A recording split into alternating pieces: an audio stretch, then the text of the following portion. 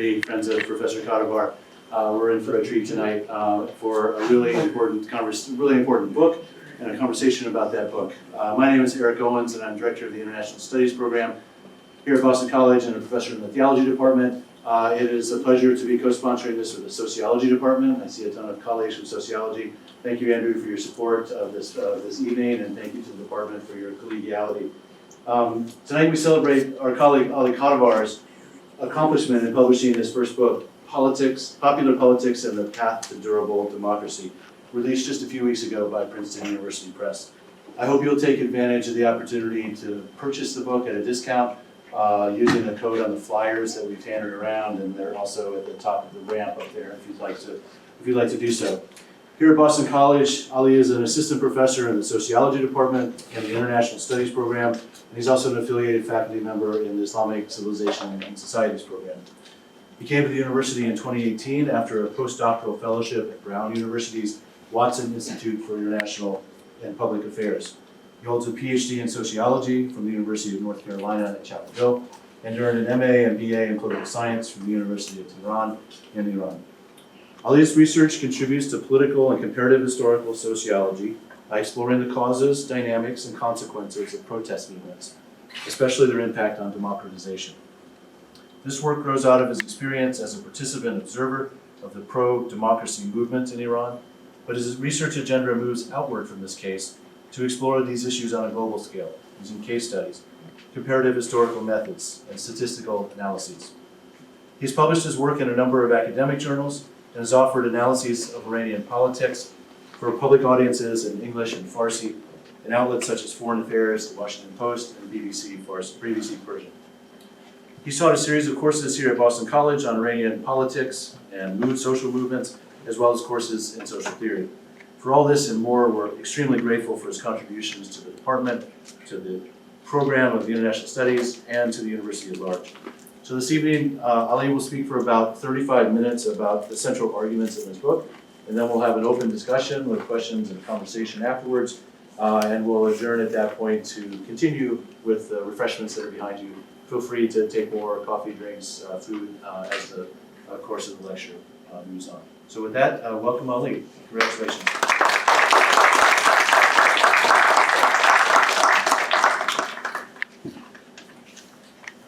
Hello everyone, and thank you Erik for the generous introduction. It's an honor for me to be here and to present my research to this esteemed audience, to my wonderful colleagues and friends in the room. Thank you very much. When protests swept through the Middle East at the height of the Arab Spring, the world appeared to be on the verge of a wave of democratization. Yet with the failure of many of these uprisings, it has become clearer than ever that the path to democracy is strewn with obstacles. In this book, I examine the conditions leading to the success or failure of new democracies, shedding new light on how pro-democracy mobilization affect the fate of new democracies.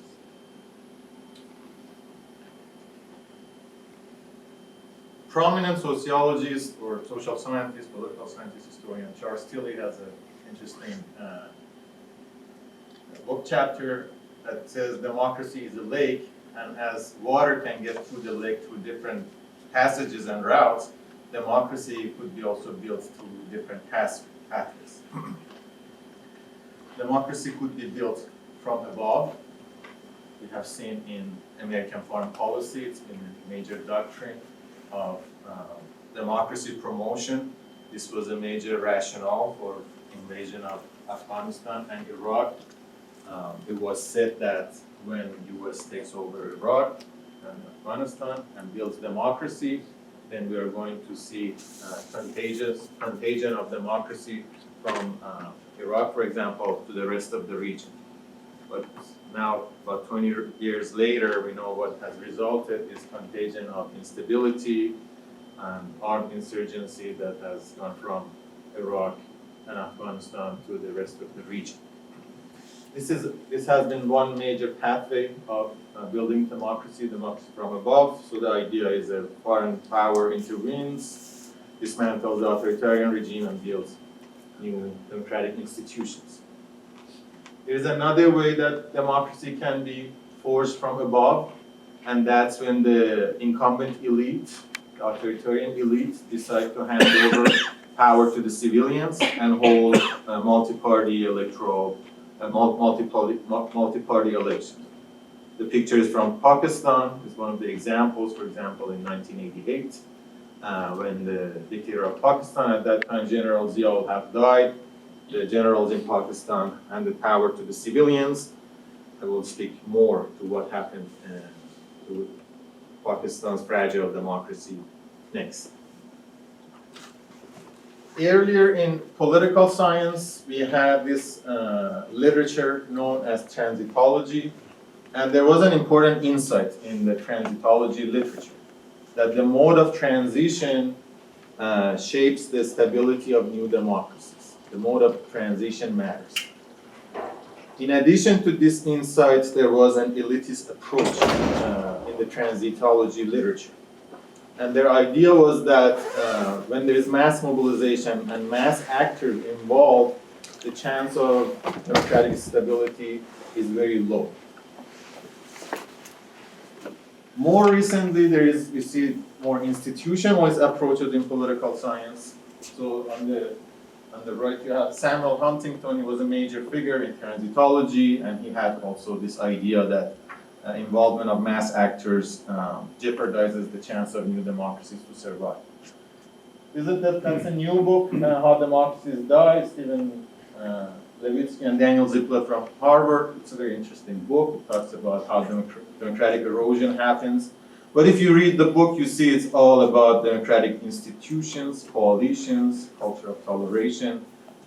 There's really very little conversation you see there about protest, mobilization, and their effect for democratization and democratic survival.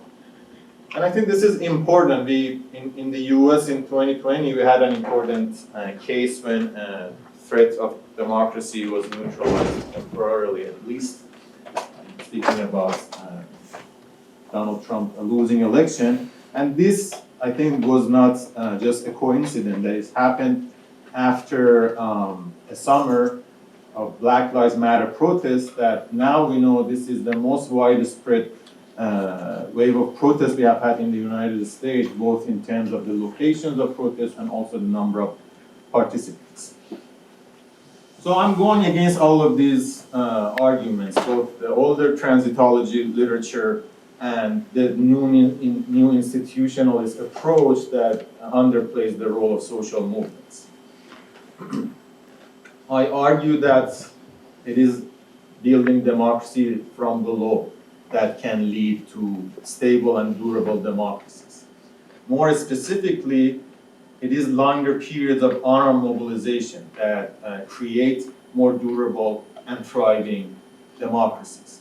This argument is rooted in studies of nonviolent resistance, in studies of social movements, and here I have the honor that Sidney Caro is in the room, and he's a person that has done early work on this topic, has a 1995 article talking about modes of transition in Spain and Italy, and he speaks about the connection between social movements and democratization.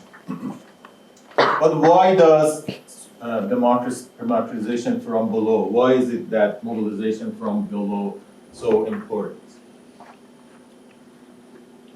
To sustain mobilization movements need to build organizations. Again, this is an older insight from social movement literature going back to the 1970s. Especially under repression, movements need to keep up their morale. They need to provide for people who are subject to repression, families of people who are in prison, gathering resources, coordination, coming up with new tactics. These are all matters that organizations can handle. Another matter that takes time to take effect is coalition building. Short episodes of protest can create solidarity on the ground. Some different groups come together, but those type of coalition also disintegrate quickly. But we see that through long episodes of protest, There is more time for conversation about future, what kind of political regime is going to be built, what do we think about our identities, what is the agenda for transition, like whether we are going to change the constitution first, have an interim government first. These are all questions that new democracies have to deal with. And longer episodes of protest, different collective actors have the opportunity to enter into conversations with each other and speak about these issues that matter for the long run. Furthermore, long-term mobilization has the capacity to build leverage, build momentum to undermine authoritarian elites. There are transitions in which the authoritarian elite, the incumbent elite, decide to hand power to civilians, but they also try to keep their prerogatives, their authoritarian advantages. So it comes down to the balance of power between the opposition and the incumbent elites. Longer term mobilization has the capacity to build a stronger momentum to push back on some of the demands of the incumbent elite to limit the new democratic institutions that are about to be built. As the pro-democracy movement or anti-authoritarian mobilization push back against authoritarian leadership, they also provide leadership for the post-transition democracy. I mean, who is going to lead the transition period? Who is going to build new democratic institutions? These all could be subjects of contestation and disagreement and disputes between different factions of democratic revolution or different parts of movements that have worked against authoritarianism. The organizations that are built during the years of the struggle, during the years of anti-autocracy mobilization, also contribute to the vibrancy of post-transition civil society. We know again from a lot of the studies of civil society that civil society links government and society, and civil society also counterbalances the government and provides checks on the activities of government officials. Finally, sustained successful mobilization provides a blueprint for the citizens of new democracy about how to make demands on the new democratic leadership. See that when a democracy has been built and forced through a long period of protest, people learn about these protest activities and skills, and then they can use it in new democracies to keep democratic officials accountable. This is the theoretical framework of the book, and I use a mixed method research design to demonstrate this argument. There's a statistical analysis in which I establish a correlation between the length of annual mobilization on the one hand, and on the other hand, the chance of new democracies to survive, and also the chance of new democracies for their quality to grow. So the outcome of analysis in the statistical part, one is the survival of electoral democracy. Does the new democracy survive, and how long does it take for it to fail if it fails by the end of the analysis? I also look at the growth in the quality of democracy. Does the quality of democracy go down or go up, and how much it goes up and down? And I look at three indicators for this matter. One is the quality of electoral democracy. The concept of electoral democracy concerns competitiveness of elections and what it takes for elections to be democratic and competitive, which entails freedom of assembly, freedom of speech, and freedoms that opposition and different political parties can use to mobilize. Second issue is quality of liberal democracy. The liberal notion of democracy concerns protections against the fact that the majority might violate the rights of the minority, so protections for minority rights, and also judicial independence, which works as a balance against the executive and legislature. And finally, I looked at the quality of civil society, how robust is civil society, how much civil society has an input in policy making. To measure these concepts, I use existing data sets of democracy. So a major data set that I use for just survival of democracy is a data set put together by political scientists at UCLA, Barbara Geddes and her colleagues. And then for quality of democracy and civil society, I use VDEM. VDEM is a new data set. It's at this moment the largest data set of political variables. It's something I recommend all of my grad students to look at it. At this point, it has hundreds of variables and it covers 19th and 20th century. It's a very interesting data set. So I looked at 112 democratic regimes that emerged after 1950 until 2010. These happened in 80 countries. There were 48 democratic breakdowns out of these 112 democratic regimes. So some of these 80 countries had more than one period of democracy. They had democratic transition, then democracy breakdown, and then they had democracy again. I mentioned Pakistan earlier. Pakistan is an example. Argentina is an example. So there are countries like that. So how did I look at the duration of on-arm mobilization? This is based on an original data set I gathered myself. So I looked at all of these 112 democratic transitions, and this is the definition I used. At least 1,000 people participated in a series of coordinated, contentious collective action to make demands related to government. I used secondary sources to look at each of these transitions. I looked at the work that social scientists or historians did for each of these transitions.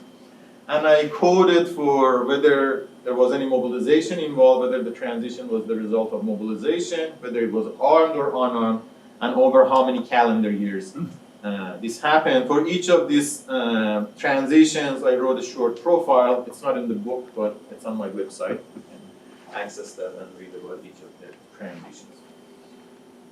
So this graph shows the distribution of the length of on-armed mobilization that led to these democratic transitions. So, of course, a lot of these transitions, these are all transitions from above, that no mobilization was involved. Then we had cases with 1 year, 2 years, up to 13 years. This is South Africa, which is the longest case in my pool of cases. And depends how you count it. Like, you can count it much more. You can say more than 13 years. We can, of course, talk about that. This chart shows the number of democracies that survived and failed. These are democracies that survived. These are democracies that emerged from above, so no contention, no contentious mobilization was involved. These are democracies that emerged from at least 1 year of contention. You see there's a larger difference in the survival rate. More democracies that emerged from contention survived. This chart shows the average years of mobilization for democracies that broke down and democracies that survived. Again, you see in average democracies that survived, the length of mobilization that led to their emergence is a bit longer. But this is, of course, descriptive. This is bivariate. I looked at multivariate analysis when I take into account a number of controls. So I look at the level of economic development, GDP per capita, whether the country is an oil producer, because oil production as a source of revenue has been detrimental for democracy. I look at economic growth, whether the economic growth is positive or negative comparing with last year. This could affect both the level of contention in a country and also chance of new democracies to survive. I looked at what is the type of the authoritarian regime that was in power before democracy came into place. Military regimes concede faster in the face of popular mobilization, but when they concede and democracy emerges, they're also more likely to come back and take the power back. So I controlled for whether it was military, whether it was personalistic or one party. I looked at whether the country, the democratic regime had any past democratic experience. Again, for Pakistan, I take into consideration that they had previous democratic experience. Whether the democracy was presidential or whether it was parliamentary. I also look at the level of democracy in each region. We have Middle East, which is the least democratic region in the world, and then we have Western Europe, Eastern Europe that have democratized, South America that was not democratic but has democratized later. And we know from other research that this is a very important factor, what is the level of democracy in the adjacent countries. And finally, also control for ethnic configuration. What is the level of ethnic fractionalization in a country, and what is the size of the ethnic population that is excluded from the political process. This also matters because we know ethnic exclusion could lead to armed insurgency, which is not positive for unarmed protests that I'm emphasizing here, and it also could lead to democratic break. So these are the quantitative methods I'm using. I'm not going through the details of it. The upshot is that I do find statistically significant and a positive relation between the length of unarmed mobilization that leads to democratic transition and chance of new democracies to survive. So democracies that emerge from longer periods of protest mobilization are more likely to survive. In addition to that, I also find that these democracies that emerge from lengthier unarmed mobilization, the quality of electoral democracy, liberal democracy, and civil society is also more likely to grow. This type of democracies have a larger extent of growth after transition. This chart shows the chance of different type of democracies I'm talking about to survive. So at the bottom, this is a hypothetical democracy that emerged from 6 years of mobilization, and you see the chance of democratic breakdown grows to about 10%, and the one at the top is a democracy that has been forged from above, and you see the chance of breakdown goes up to 40% in about 20 years. Okay, enough of quantitative talk. I'm going to talk about the cases. So the Largen analysis is useful because now we know this general patterns exist when we look at the universe of democracy. But why do we observe this association? Why do democracies that emerge from lengthier periods of unarmed mobilization more likely to survive and also more likely to grow in terms of their quality? So I looked at 5 cases. For 3 of these cases, I used secondary sources for South Africa, Poland, and Pakistan. For Egypt and Tunisia, I used Arabic sources, I used Arabic newspapers and websites and the material they published during the time of the transition. And to avoid generating idiosyncratic narrative for each case, I tried to cover each case in 5 sequences.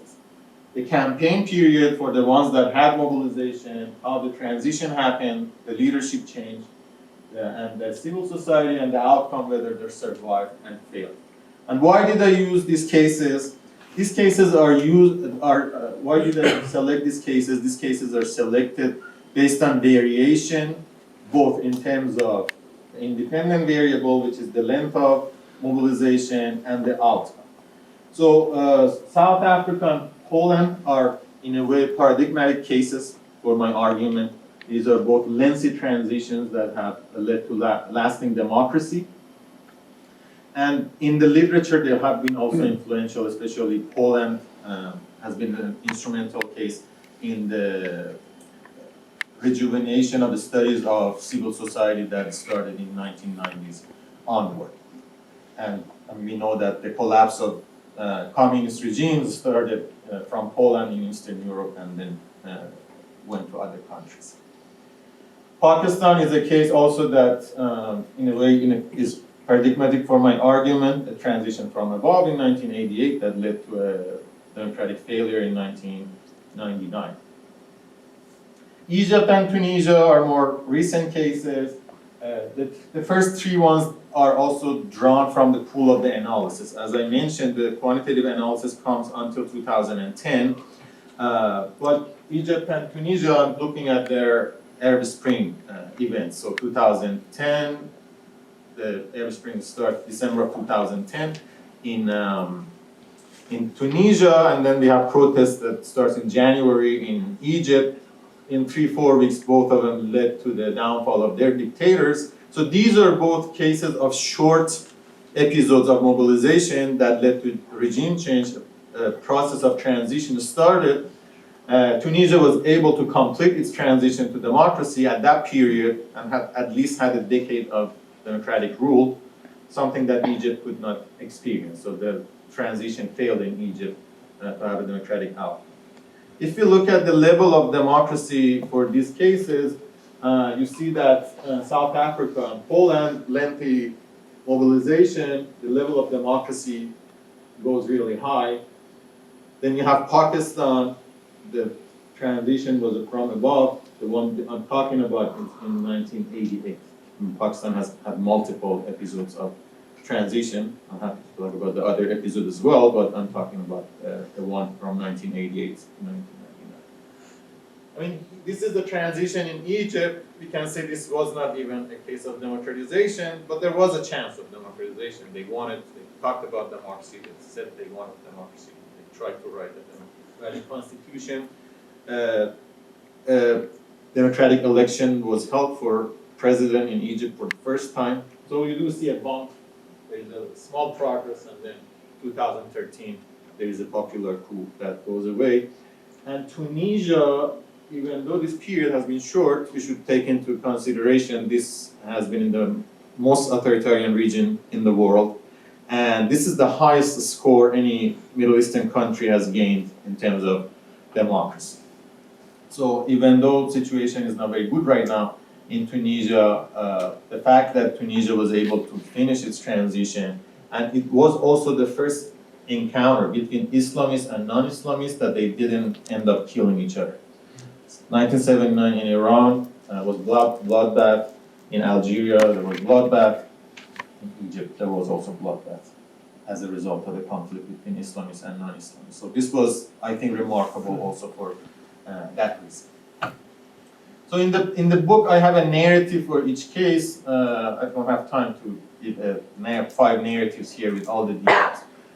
What I do now, I talk about some of the lessons that I draw from cases of Poland and South Africa. Then I speak about what Pakistan looks like, and then briefly about Egypt and Tunisia. So the first thing we observe in South Africa and Poland is organization building. 3 major organizations I can at least mention for South Africa. So African National Congress is right now the dominant party, but for a long time this was a party for change. It was rooting for nonviolence, then turned to a revolutionary party that wanted to just overthrow the apartheid regime. So ANC is an old organization. Then in 1980s, we have the United Democratic Front. At that time, ANC was in exile, but UDF, United Democratic Front, they were coordinating nonviolent action throughout South Africa. They were very instrumental for connecting different parts of the opposition together and promoting a democratic discourse. And finally, COSATU, which was a major trade union that emerged in South Africa also in 1980s. To this day, COSATU is still the largest trade union in South Africa, and COSATU was also very important in mobilizing workers against the apartheid, especially at the later years in 1980s when the state of emergency was announced and UDF was disbanded. In Poland, we also have Solidarity. We probably all heard about Solidarity, but it was the first independent trade union that was allowed to take place in a communist country in 1980. In Poland, the emergence of Solidarity itself was the result of organization buildings in Poland that had happened in the previous decades. So there were all these smaller organizations, and then we have this big birth of Solidarity.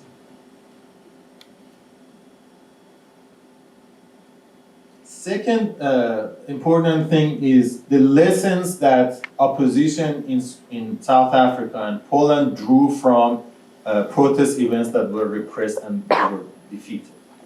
One example from South Africa is the Soweto uprising in 1977. It was an inspiring uprising, but it was repressed brutally by the apartheid regime.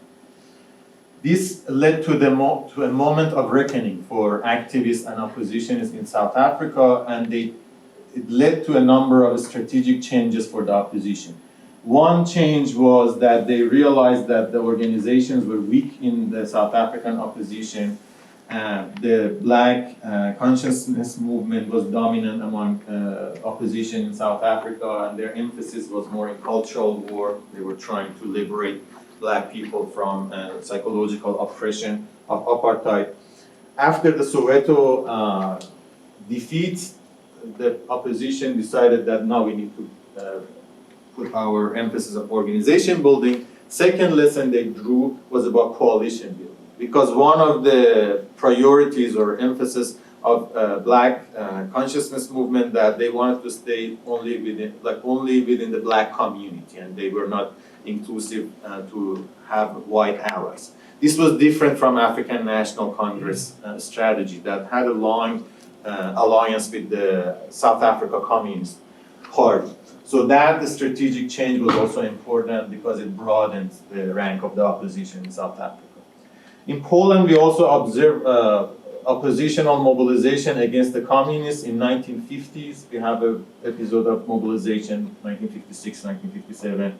In 1960s, we have an episode of protest. In 1970s, we have an episode of protest. In each of these episodes, there were one particular group. They were either workers were protesting, or Catholics were protesting, or intellectuals, students were protesting. These groups even were antagonistic toward each other. They were not coming close. So as a result of all these defeats, again, the Polish opposition also had moments of reckoning.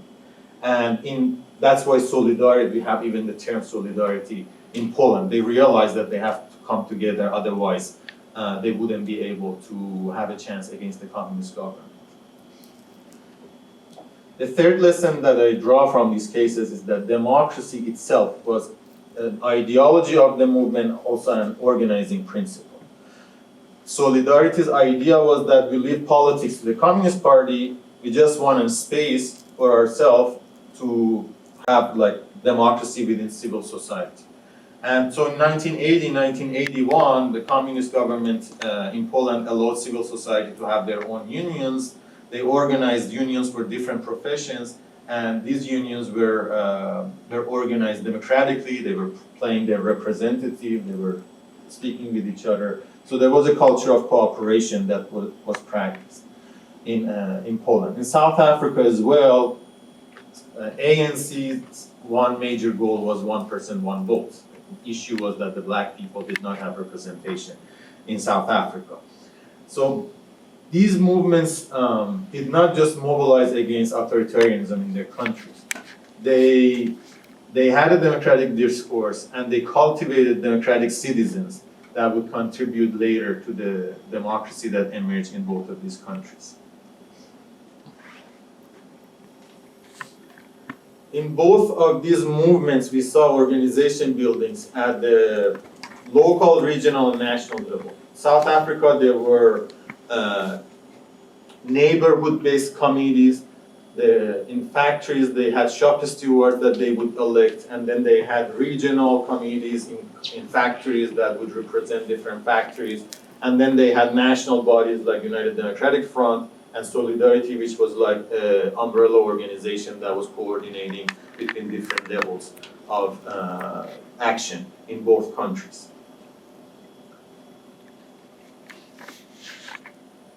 And coalition building I've mentioned, but coalition building was pursued both at organizational level and at discursive level. At organizational level, these organizations had shared members, especially in Poland, as we know from the great research of Polish sociologists. But discursively in Poland, they redefined what does it mean to be a Pole. It meant at the same time to be Polish, to be Catholic, and to be democratic. They redefined these identities, so coalition would be meaningful at the discursive level.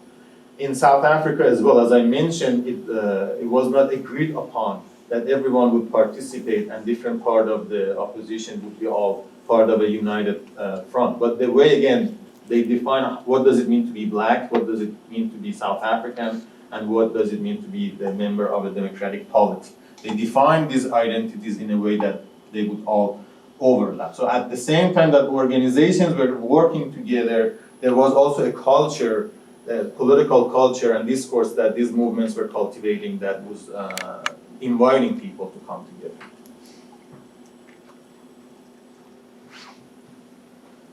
So in both countries, popular mobilization and organization building, coalition building made the opposition stronger at the negotiations. In South Africa, stronger than Poland. This picture is from the roundtable negotiations in 1988-89 when the Communist Party invited Solidarity to discuss the parameters of transition with them.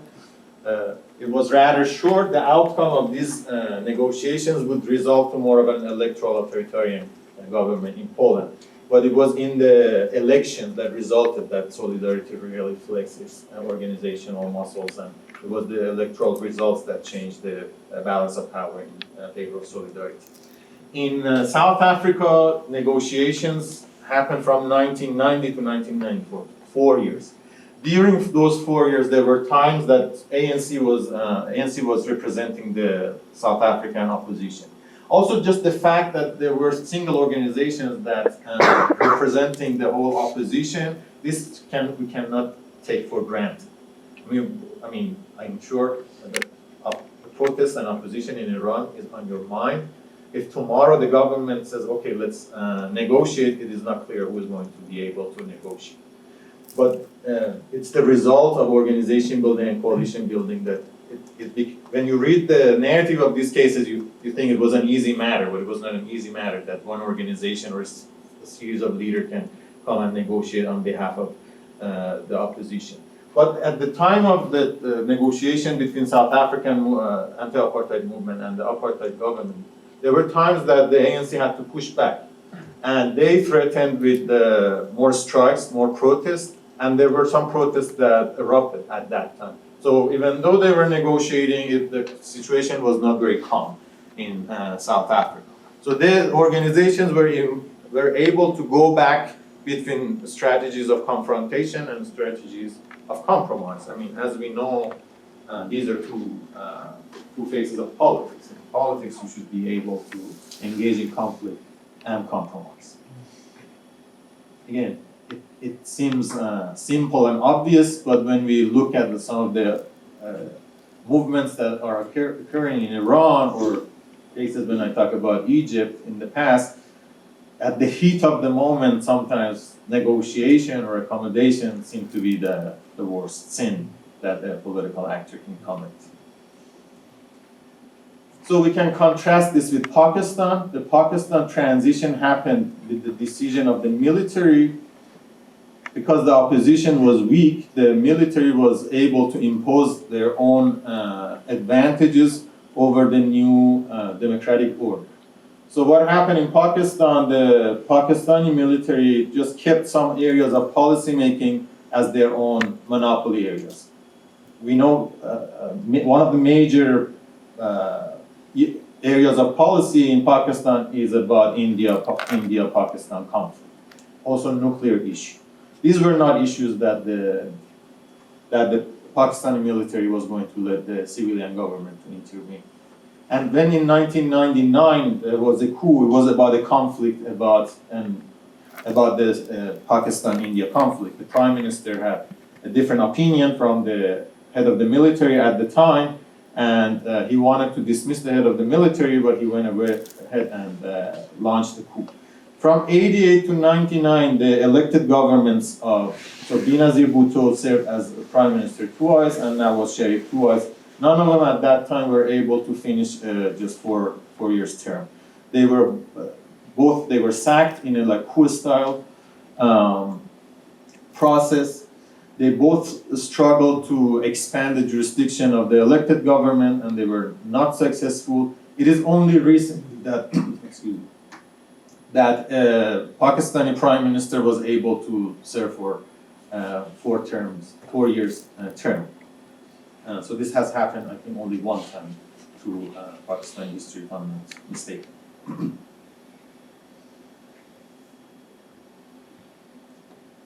And so post-transition, also going back to Poland and South Africa, in Poland, solidarity disintegrated as a total movement. But solidarity as a trade union continued to exist, it exists today, and it contributed to the pluralism of civil society in Poland. Also at that time, Poland was going through a restructuring program, privatization programs. They organized a lot of protests, and these protests were influential in limiting the restructuring program. So now we know that Poland has the lowest level of inequality in Eastern Europe comparing with other countries. If you read Thomas Piketty's new book with the new data he has gathered about the level of income inequality, you know, that my book is not about income inequality, but we can see also other consequences of a robust civil society. In South Africa, also COSATU has been a major union today. It has become part of the ruling alliance, but new trade unions also have emerged in South Africa that have taken inspiration from the years of struggle and are more independent than COSATU is. Egypt presents a case of a short episode of mobilization that was able to bring down dictatorship really quickly. In a few weeks, Hosni Mubarak was gone after 30 days in power, but that was when this negative coalition that had come together, they all agreed that they didn't want Hosni Mubarak, but they did not agree on one thing about what they want after Hosni Mubarak. So soon after, we see a divide between Islamist and non-Islamist elements in the opposition about how to amend the constitution, whether to hold a referendum first or write the constitution first, what kind of constitution to write.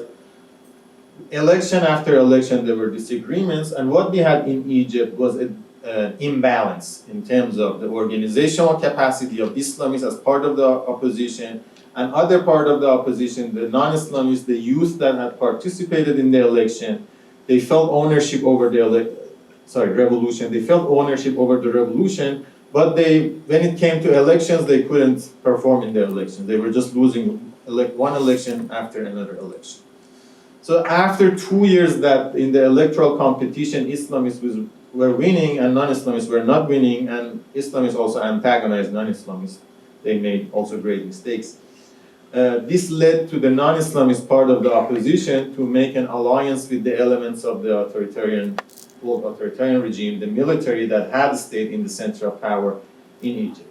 This led to a 2013 coup. It was a popular coup. It was supposed to be, there were confusion about revolution and coup at that time in Egypt, but in 1952 there was also confusion about what it was. So yeah, people thought that the idea was that people protested in Egypt the presence of Mohammad Morsi, who was an Islamist. He was the first democratically elected president in Egypt.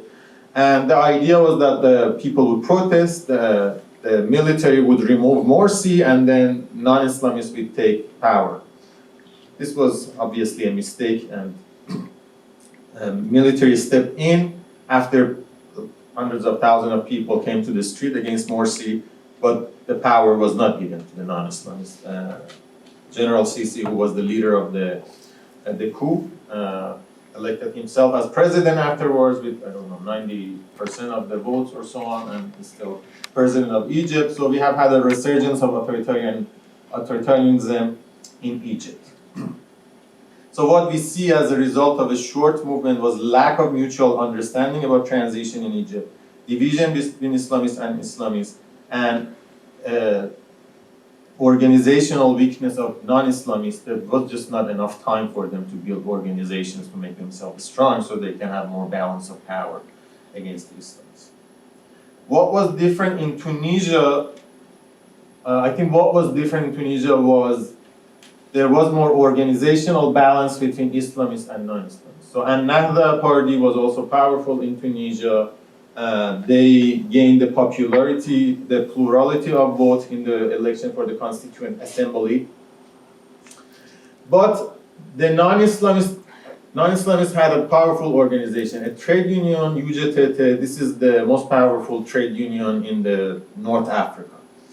And they had power to mobilize the streets, and they also were able to negotiate. That's in general what unions are good for, because unions go on strike, but then they have to negotiate with employers. We see also similarity with Egypt in the sense that political society was weak in Tunisia as well. We see that moment of crisis, very similar to Egypt. There were even calls for, among some of the elements, non-Islamist element in the opposition for the intervention of the Tunisian military at that time, but it did not happen. And I think the main reason was that there was no need for that. The strength of this union made a political solution possible. The Islamists also in Tunisia were more willing to negotiate. So that's why Tunisia, even though it was a short wave of mobilization, they were able to finish their transition to an electoral democracy in end of 2013, beginning of 2014. Even we had a rotation of power. Islamists that had the plurality of the votes in the first election, they lost to non-Islamist party Nida Tunis in 2014. So for a decade, we had freedom of speech and assembly in Tunisia. I think we have had a democratic breakdown since last summer, but because I think Tunisia still has a stronger civil society, I still have hope for a return of democracy to Tunisia. I don't know when it happens, but I think there is just more capacity for it. A major question is that whether this trade union would again side with democracy. In 2000, the episode of 2011, 2013, they did side with democracy. In the last episode, they stayed mostly quiet or complicit in democratic erosion. So that would be, I think, part of the task in Tunisia, again, to build together a pro-democracy coalition and to also bring this union also to the coalition. Because many political parties in Tunisia are against what happened, but they haven't been able to reverse the process. So this was the summary of all the cases. I'd be happy, of course, to talk more about each of them. And thank you again for attending this talk, and I look forward to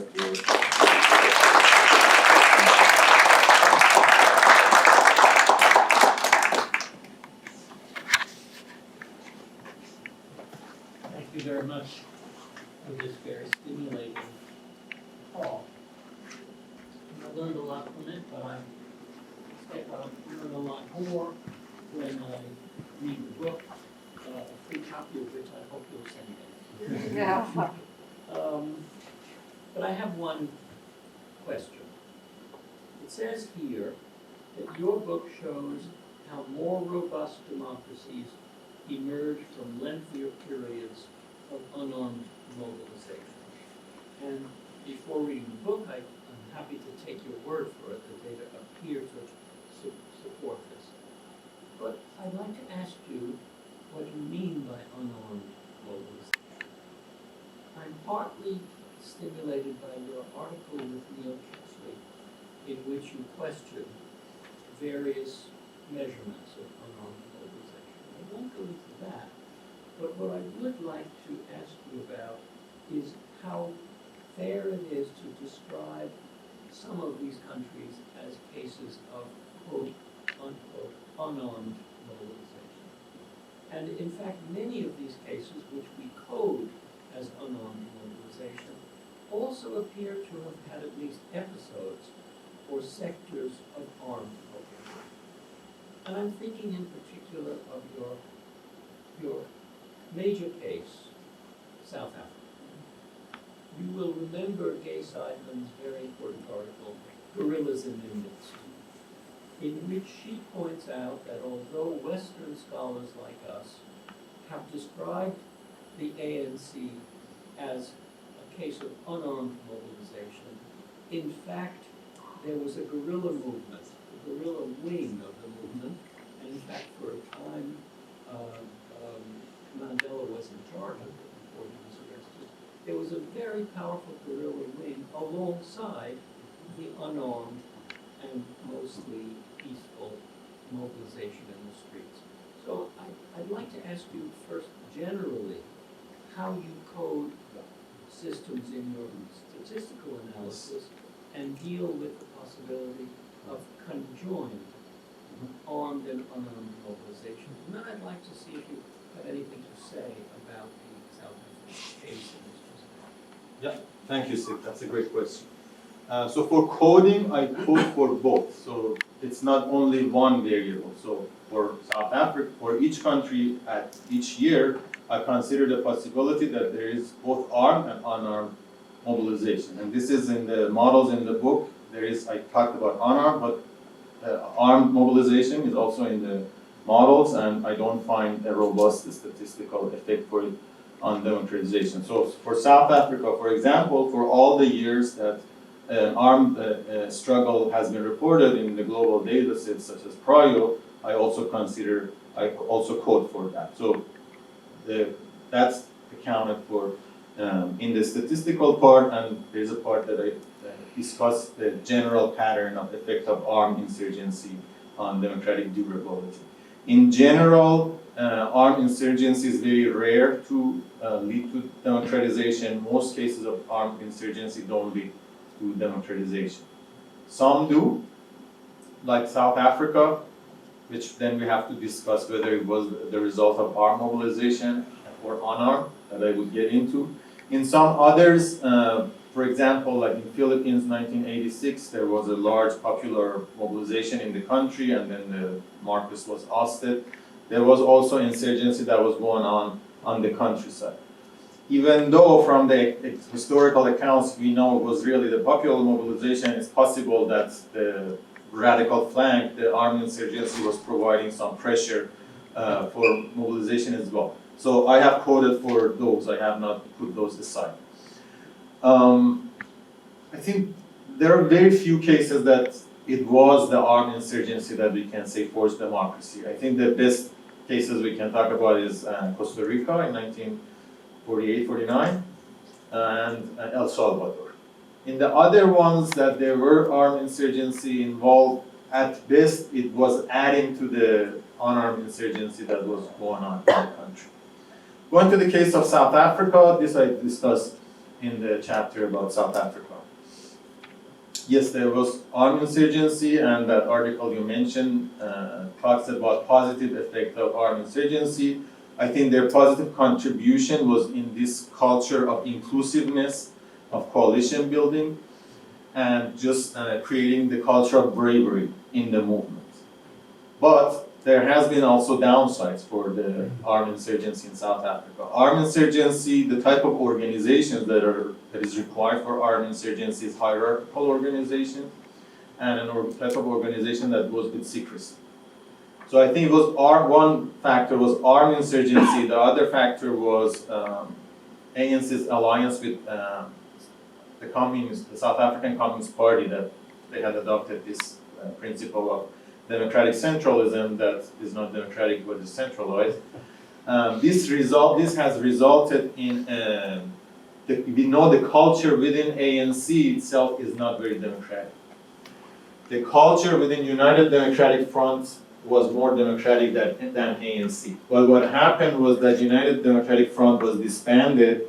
It was absorbed within ANC, and ANC prevailed to this day. And ANC has been, I think, rightly criticized for not having much of an internal democracy. I think that's one of the consequences of that culture of armed insurgency that has continued within the ANC. Thank you. Yes. So thank you for the talk. It was really interesting, and all the data you have was just fascinating. I will maybe at a later date ask you more specifics about what you learned from one particular data from another. But my question is think about how you are framing these successes and failures. I'm wondering, the only three countries I know a lot about that talk about are Tunisia, Egypt, and South Africa. I was wondering how much do their neighbors impact their success? Because with the exception of Zimbabwe, Southern Africa is actually doing pretty good, right? So could it be that the structural and cultural milieu of Southern Africa lends South Africa to be a success? For instance, if South Africa was in, say, North Africa, would it still be able to see the same things? Whereas, like in Egypt, with everything that was going on in Sudan, that these borders are more porous. There's lots of conflict there. So I'm just wondering how, if you thought about how the neighbors of these countries may impact their successes and failures. So I try to address some of those rival explanations or other explanations in the statistical model. So I control for level of democracy, like how many other democracies are in a region, and what is also the level of democracy in each region at a given year. So controlling all of that, I still see this significant and positive effect for the length of honor mobilization. In reality, I don't think we can say it didn't matter for South Africa to have democratic neighbors. When we do analysis, we'll look for teasing out the effects, but reality is endogenous. So yeah, I think it did matter for South Africa to have democratic neighbors, but it also did matter that it had a long tradition of nonviolent mobilization. Thanks, great talk, thank you, it's really important work. One quick question is, do you think unions are a necessary condition for this? I mean, your success stories all have, this strong union story. You talk, you talk more about organizations, but then unions, so that's just one. And the second is, I wonder if you could just, if you have any thoughts you'd like to share with us about what's going on in Brazil. Yeah. Yes, in all of my successful cases, there are unions, and in the book I talk about unions as one form of organization. This is not the case in all of the cases. For example, in the Baltic republics that have been the most successful democracies in the post-Soviet, they had more ethno-nationalist organizations, not necessarily a strong union. So I cannot say in every single successful case there are unions, but in many successful cases there are unions. And there are why unions? I mean, unions can grow large. They connect with the demands of the people at the margin of society. They have access to the potent tactic of strike. Strikes are hard to organize, harder than just street protests. So I think because of those reasons and the skills of people, when workers unionize, they learn how to engage in conflict and accommodation that I think are instrumental for going through transitions, because you have to learn both. Again, in youth movements, we see now in Iran, and we saw in, for example, Egypt, strong preference for engaging in conflict and a big disdain for negotiations or accommodations of any sort. I think union work kind of socialize people into learning both skills. In Brazil, thank you for asking that question, because it's funny. In 2020, I had an article which was an extension of this work with two of my colleagues, Adonir Usmani and Ben Bradlow. And we argued that here I talked about survival of electoral democracy and growth of electoral democracy in terms of quality. In that article, we argued that the democracy gains more depth also when it emerges out of these periods of popular mobilization. And by depth, I mean ordinary citizens get involved in the process of policy making, democracy actually empowers people at the margin of society.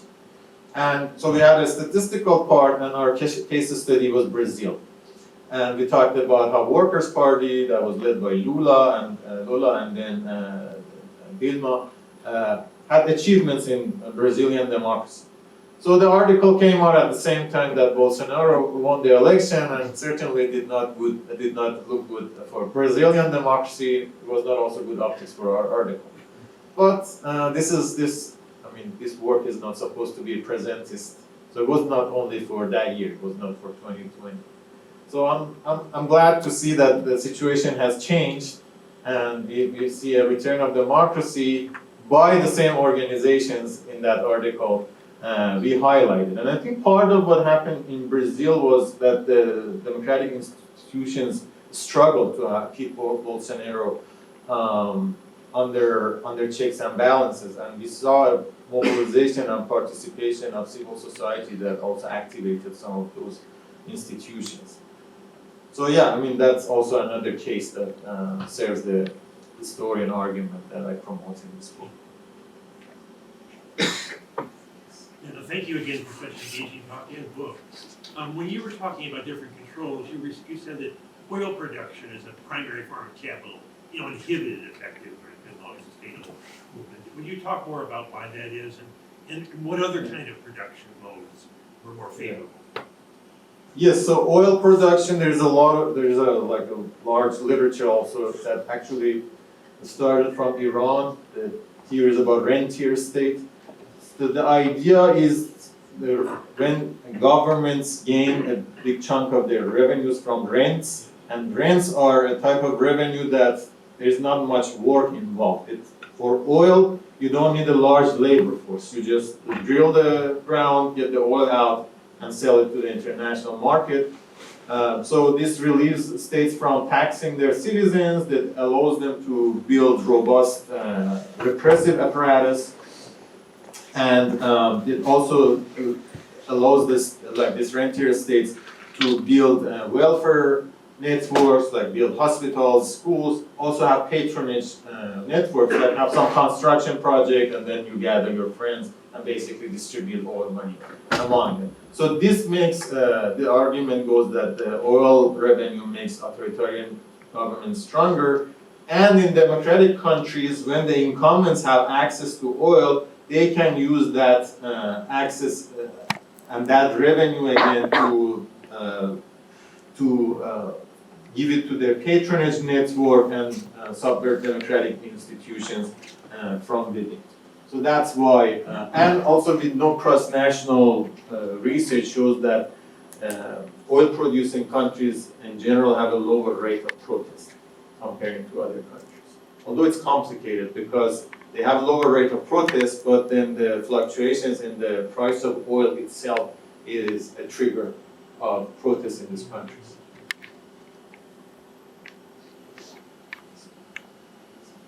Great talk, and look forward to reading your book. Couple of questions now for consideration, basically. I'm wondering to what extent you have considered the growing role of social media in shaping the outcome of these shaping democracy, basically. That's one. And the second item is to the extent the relationship of the new government or emerging government or emerging organizations with the superpowers. To what extent, granted we talk about the regional democracies, but I think more important would be what is, for example, in the grand scheme of the picture that the US, for example, looks at, or Europe looks at the role of the growing democracy in that particular country, or for that matter, Russia. I think there would be important elements which I did not hear you talking about. Those two elements. So I talk about social media. Social media is important because nowadays it allows protesters to mobilize a lot of people to the streets without building the organizations that is necessary. In the past, you needed to build organization to distribute pamphlets, to just send the message out, to have a discourse out that we are having this protest for this reason, You don't need to do that. Now you can just, like the Egyptian protest episode, revolution started with a Facebook event for January 25th, 2011. So there's protest in Tahrir Square, come Day of Rage, against police brutality. And then hundreds of thousands of people showed up. So social media enables opposition and protesters to skip organization building that in the past was a requirement for large scale mobilization. But in the long run hurts these movements, because when the organization is not there, who is speaking on behalf of the movement, who's articulating the demands of the movement, who provides leadership?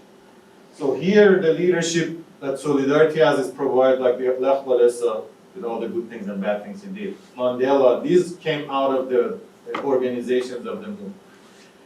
These movements that are enabled by social media, people who have more followers on social media become the de facto leaders of the movement. And these leaders often lack the skills of a social movement leader needs to have. For example, coalition building, bringing people together. These are not the type of messages on social media that would get you likes. On social media, you get likes if you like attack people, say some things that are fiery, engaging people's anger. That makes you popular, but that does not necessarily make you a competent social movement leader. Are you thinking of Donald Trump? Well, here's one example that you can think of. The people who know about Iran, there are examples in Iran. I think any of these movements, we can think of examples, but yeah, it's certainly It sounds in reality in shaping the general public's opinion of supporting a true leader or going in a different direction. Yes, but what I'm saying that leadership can emerge from social media as is emerging these days, and leadership also can emerge from organizations. And these two type of leaderships have different type of skills and background. You didn't answer my I second. will go back to that. Okay, all right. Is this related to this? No, go ahead.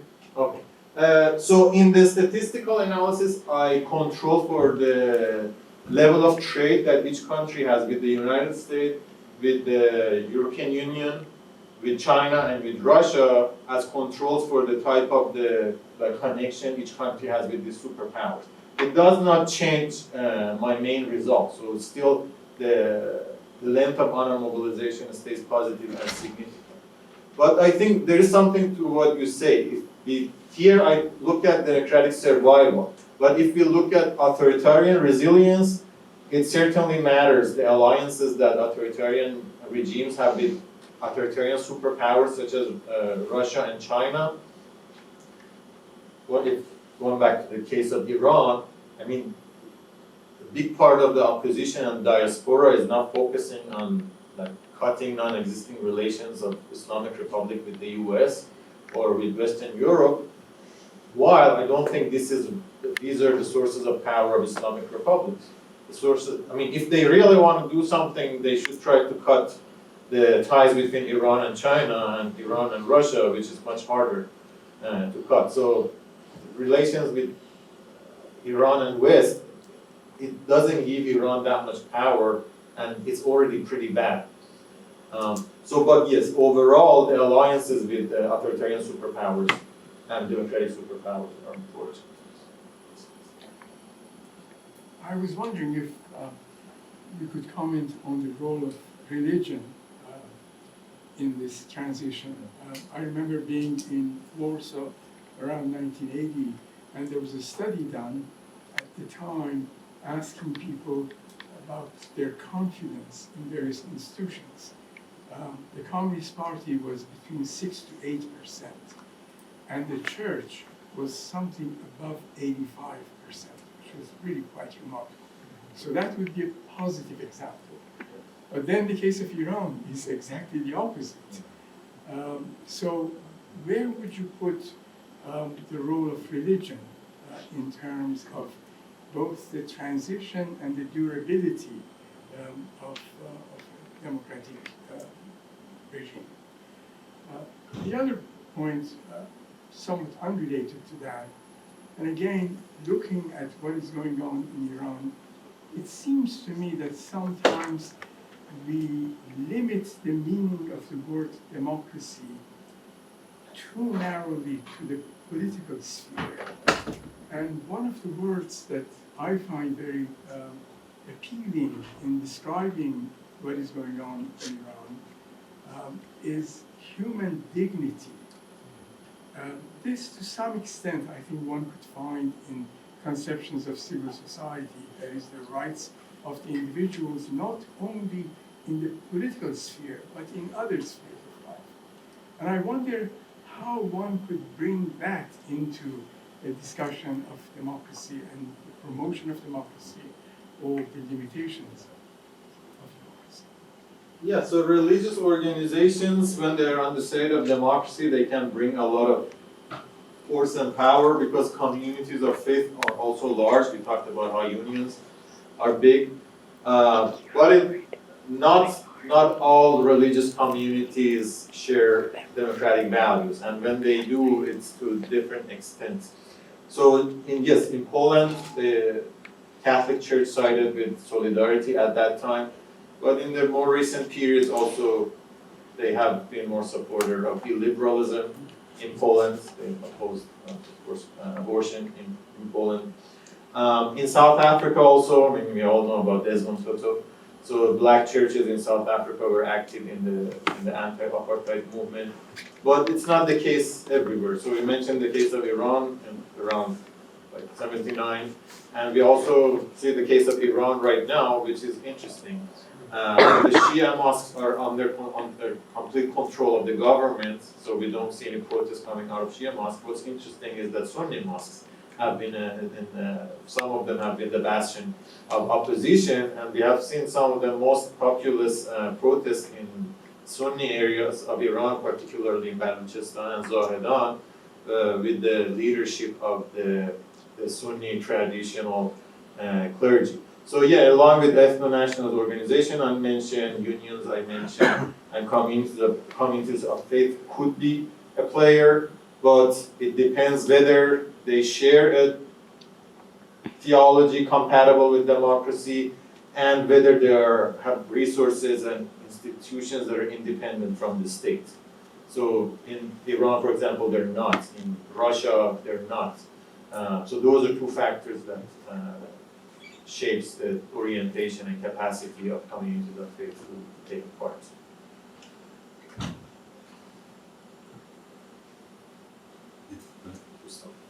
Did you find a case where the length of the protest was too long that it failed? The longest protest that fails in my pool of cases is in Russia, in the collapse of the Soviet Union. It was about 5 or 6 years. But that's a very exceptional case because that is the most totalitarian government that has existed in the cases when totalitarianism has collapsed.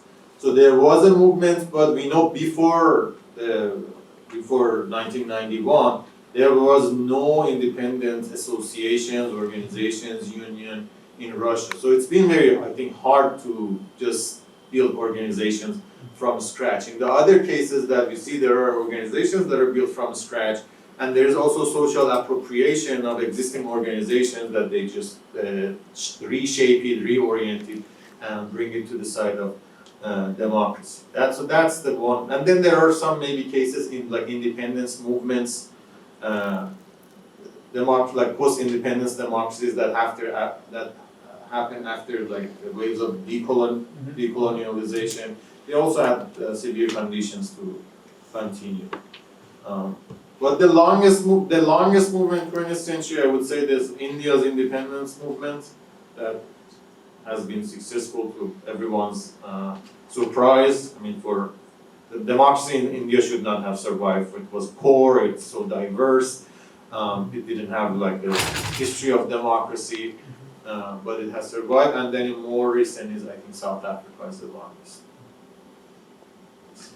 So you've mentioned Iran a number of times in oblique terms and in pieces. I wonder if you could take the opportunity to spend a minute explicitly looking at the themes that your book is based on and laying over some of the analysis onto Iran today to help us get a snapshot, both from your book's arguments, but also the wealth of knowledge you have about it beyond the book's arguments. Yeah, it's hard to just say it in 1 minute. Of course, Yeah. Yeah, of course, but So- however you'd like to address it, yeah. Yeah, so Iran, the last 3 months, we all know in this room, protests have been happening in Iran. There is not only a protest movement, a revolutionary movement, a movement that wants revolutionary change, wants the end of the Islamic Republic. And this has been remarkable and different from previous episodes of anti-regime protests. In December of 2017, there was an episode. In November of 2019, there was an episode. The first one lasted for 10 days, the second one for 7 days. They were geographically widespread, and they faced violent crackdown from the regime.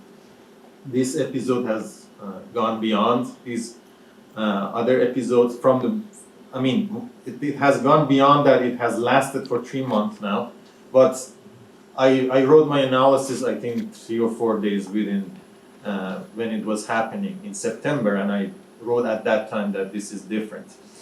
Why was it different? Major thing is that this is led by women. It's about the women's body. The movement wants to end the subjugation of women's body, the state regulation of women's body. That's one difference. The ethnic solidarities that we have seen in this episode is remarkable. Iran is a multi-ethnic country, multi-language country, and we have had with Kurdistan has been a bastion of protests in this way. There have been protests before in Kurdistan. It did not connect with other parts of the country. I mentioned protests in Baluchistan, Zahedan. There have been protests in this area. It did not connect with other parts of the country. This time protests started in Kurdistan, and I think because it was about hijab, it resonated with the middle-class women in Tehran and other big cities, and it also became about the atrocities of the Islamic Republic. So it's remarkable for that, in that term too. We have seen the participation of different occupations. Again, we have had for the last 15, 20 years, we have had labor protests in Iran of different sorts. Industrial workers protested, public servants, teachers, nurses, but they were always demanding just better pays or layoffs, privatization. Now they are protesting for political purposes. They are demanding their right to protest. So the fact they two have overlapped is also remarkable. The variety of tactics that has been used in this wave of protest. It started again from Kurdistan. Women took off their headscarves, they cut their hair, they burned their headscarves. The strikes that have been going on in today and last 2 days, we haven't seen strikes in an episode of anti-regime protests in this way. These are strikes, I don't want to also exaggerate, it's far from stifling the country's economy. We have a long way to go there. But just the fact that these strikes are happening are remarkable. The slogan of women life freedom, because when we look at our political history, we say like down with this or death with this, death with that. We have so many death slogans. Now we have a life slogan all of a sudden. So this is, I think, very precious. From the perspective of my book, again, I wrote a piece in Farsi that was published in BBC Persian a few days ago, and I highlighted an organization building. The organizational side of the movement is weak. One particular reason is repression. There are some organizations that are active. These have been more, again, some independent labor syndicates. They're small, they're weak, but they have been important. They have sided with the protesters. The most important among them is the Independent Union for Teachers. We have seen protests within, like statements by doctors, by lawyers. These are privileged professions. Even though their main unions have not come out, just the fact that they have gathered these statements, they even had protests. The fact that these privileged professions also come out and protest is important. It doesn't, again, when I say teachers participated, workers participated, it does not mean all teachers participated. No, most teachers have not participated. But segments of different social sectors have participated. For this movement to achieve its goal, they say that we don't want Islamic Republic. This is a big goal. This is a revolutionary goal.